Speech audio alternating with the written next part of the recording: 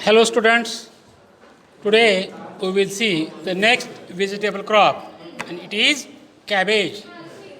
Cabbage is second most important cole crop next to cauliflower. The botanical name of the cabbage is Brassica oleracea variety capitata. Brassica oleracea variety capitata. It belongs to family Cruciferae. Cruciferae. Cabbage is considered as a leafy vegetable crop. Cabbage is considered as a leafy vegetable crop. लक्षात घ्या, बराच वेळा 12वीला हे true or false sentence येतं. Cabbage is a leafy vegetable, state true or false. तर हे true sentence आहे, कारण कॅबेज हा एकावर एक असणाऱ्या पानांचा तो थर आहे. लक्षात आलं. आपण कॅबेजला मराठीमध्ये कोबी म्हणतो किंवा पत्ता कोबी असंही त्याला म्हटलं जातं. लक्षात आलं. तर cabbage is a leafy vegetable crop. Then the next point is climate. As it is a cole crop, it requires cool and moist climate. Optimum temperature requirement is 15 to 25 degrees Celsius. At higher temperature, the head becomes hollow and ultimately reduces yield. साधारणपणे कोबीसाठी आवश्यक तापमान जे आहे 15 ते 25 degree Celsius या दरम्यान असावं. पण टेम्परेचर जर फार वाढलं तर त्या हेड जो आहे, जो कर्ड आहे कोबीचा, तो आतून पोकळ होतो. परिणामी त्याचं आपल्याला इल्ड उत्पन्न हे कमी दिसून येतं. लक्षात आलं. या क्रॉपसाठी आवश्यक तापमान कसं पाहिजे रे? It requires cool and moist climate. Okay. Next point is soil. Cabbage can be grown or it can adapt itself to various soil conditions. But for early crop, sandy loam soil is considered best. For early crop, sandy loam soil is considered best. But for late varieties and for getting higher yield,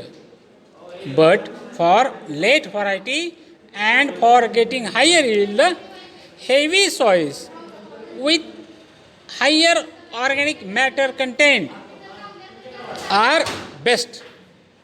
लक्षात घ्या, cabbage हे कसल्याही प्रकारच्या जमिनीमध्ये चांगल्या तऱ्हेने येऊ शकतं, परंतु ज्या अर्ली व्हरायटीज आहेत त्यासाठी मात्र सँडी लोम सॉईल उत्कृष्ट आहे. परंतु लेट व्हरायटीज आणि जास्त उत्पन्न पाहिजे असेल तर हेवी सॉइल्स, की ज्या सॉइल्समध्ये ऑर्गॅनिक मॅटर कंटेंट हाय आहे, अशा सॉइल्स निवडाव्यात. लक्षात आलं. Cabbage should not be grown in highly acidic soil. Cabbage should not be grown, किंबहुना असं आपण म्हणूया की हायली ॲसिडिक सॉइल्स ज्या आहेत ते ह्याला बाधक आहेत, किंबहुना अशामध्ये यांची वाढ चांगली होणार नाही. जो pH आहे तो कसा असावा, किती असावा? 5.5 ते 6.5 इथपर्यंत त्याचा pH असावा. The next point is varieties. There are 3 types of varieties: early varieties, late varieties and hybrid varieties. As far as early varieties are concerned, the popular varieties are, or improved varieties are, Golden Acre, Pride of India and Copenhagen Market. Golden Acre, Pride of India and Copenhagen Market. Then late varieties are Pusa drum head. Pusa drum head ही एकमेव कशी variety आहे? Late variety आहे. लक्षात आलं. Then hybrid varieties are Ganesh Gol, Harirani, green boy आणि green express. Ganesh Gol, Harirani, green boy and green express. These are the hybrid varieties. Okay. The next point is seed rate. For early varieties, the sowing time is August to September, and for late varieties, the sowing time is September to October. Early varieties requires 500 grams to 600 grams seed rate. पर hectare. Early व्हरायटीसाठी 500 gram ते 600 gram seeds आवश्यक आहे एका hectare साठी लावण्यासाठी. आणि late क्रॉपसाठी मात्र 375 ग्रॅम्स ते 450 ग्रॅम याचा साधारणतः सीड रेट आहे. अर्ली व्हरायटीचा सीड रेट हा जास्त असतो आणि लेट व्हरायटी सीड रेट हा कमी असतो. तुम्हाला कल्पना आहे की आपण कॅबेजसाठी हे अगोदर नर्सरी बेड्सवर सोईंग ऑफ सीड करतो आणि नंतर त्यांचं सीडलिंग आपण ट्रान्सफर करतो, ट्रान्सप्लांटिंग करतो. लक्षात आलं. त्यामुळं गादी वाफ्यावरती आपण रोपं तयार करण्यासाठी लागणारं हे बियाणं प्रति हेक्टरी आहे. सीड रेट म्हणजे काय? लागणारं बियाणं प्रति हेक्टरी.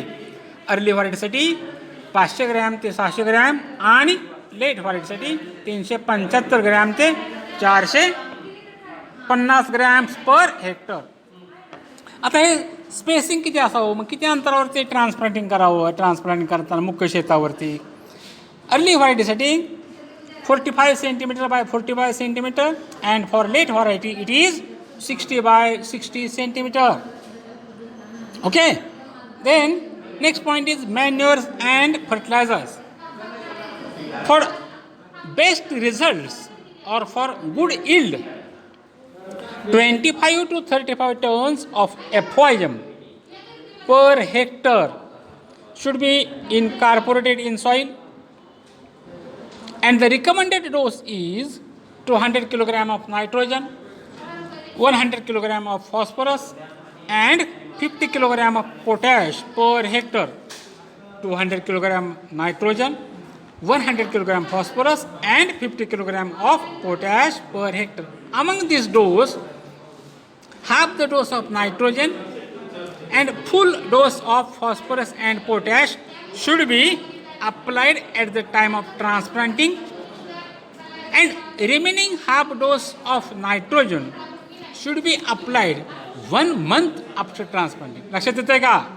जो NPKचा डोस आहे त्या डोसपैकी अर्धा डोस नत्राचा व पूर्ण डोस फॉस्फरस आणि पोटॅशचा ट्रान्सप्लांटिंग करतेवेळी द्यावा आणि राहिलेला अर्धा डोस नत्राचा ट्रान्सप्लांटिंग नंतर 1 महिन्याने द्यावा.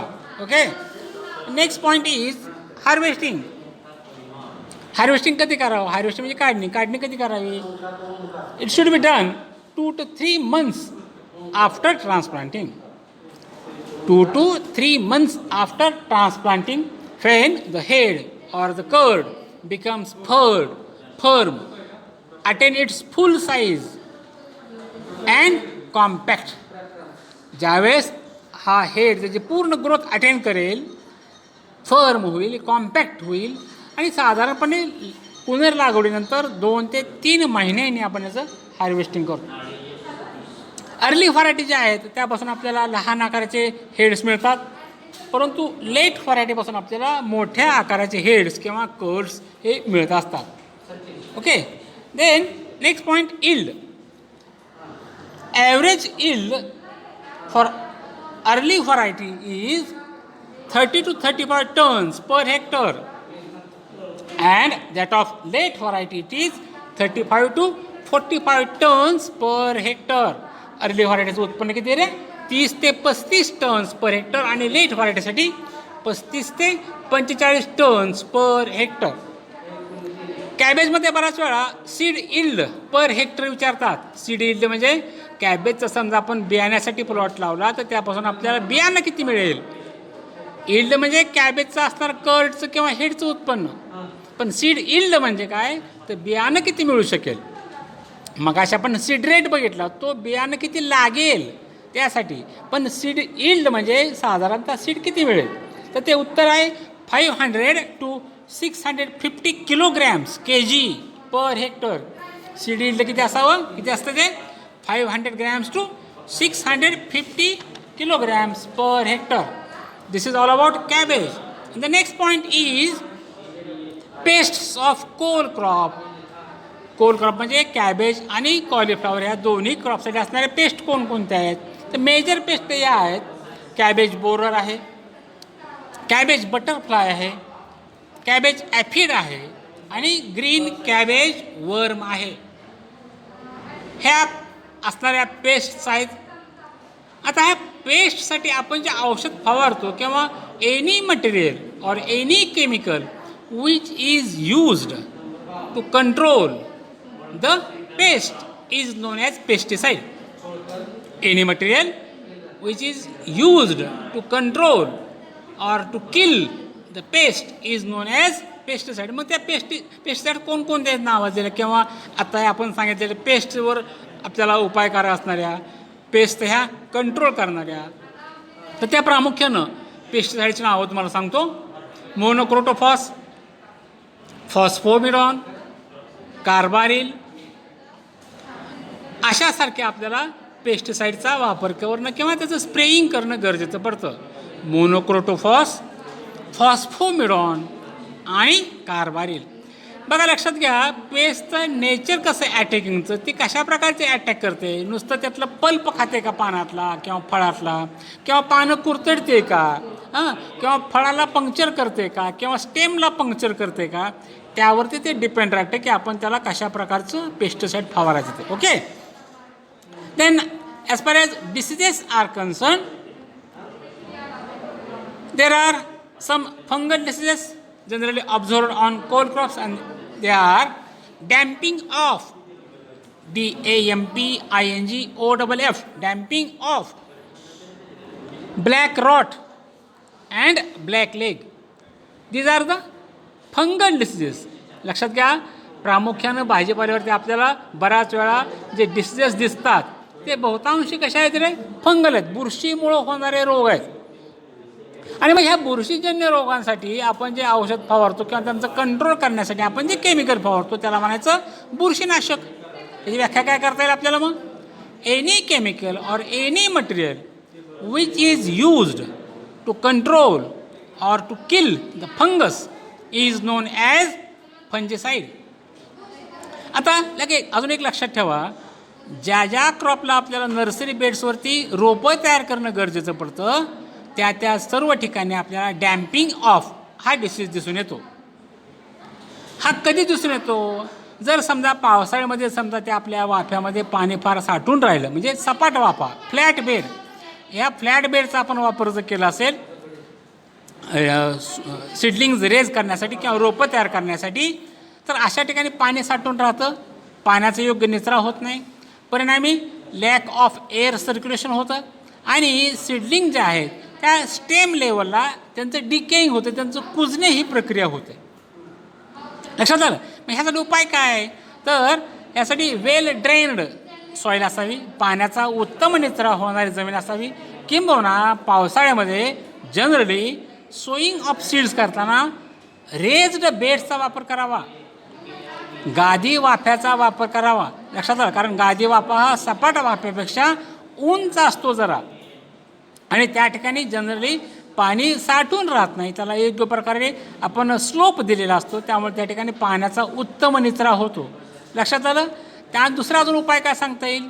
तर बियाणं पेरणीपूर्वी त्यांना एक ट्रीटमेंट करणं गरजेचं आहे. कशा प्रकारची? एक ऑर्गॅनो मर्क्युरियल फंजिसाइड्स, पारायुक्त बुरशीनाशकांची आपण त्यांना ट्रीटमेंट देणं गरजेचं आहे. तर ती बुरशीनाशकं कोणती आहेत? सेरेसॉन और ॲग्रेसॉन. सेरेसॉन किंवा ॲग्रेसॉन यांची त्याला आपण एक ट्रीटमेंट देणं सीड्सला गरजेचं आहे. ते किती घ्यावं? साधारणपणे 1 किलोग्रॅम बियाणं असेल त्यासाठी फक्त 3 ग्रॅम ॲग्रेसॉन किंवा सेरेसॉन घ्यावं. म्हणजे 3 ग्रॅम आपण जर समजा आपण सेरेसॉन किंवा ॲग्रेसॉन घेतलं तर त्यामध्ये हे बियाणं टाकायचे, मिक्स करायचे आणि त्यांचं नंतर सोईंग करायचं. लक्षात आलं?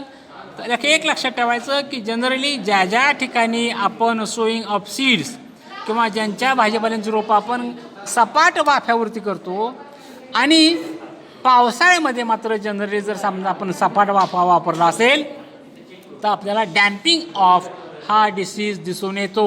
हा एक फंगल डिसीज आहे. लक्षात आलं? मग यांचा आपल्याला कंट्रोल करण्यासाठी आपण फंजिसाइडचा वापर करतो. Okay, this is all about today's lecture.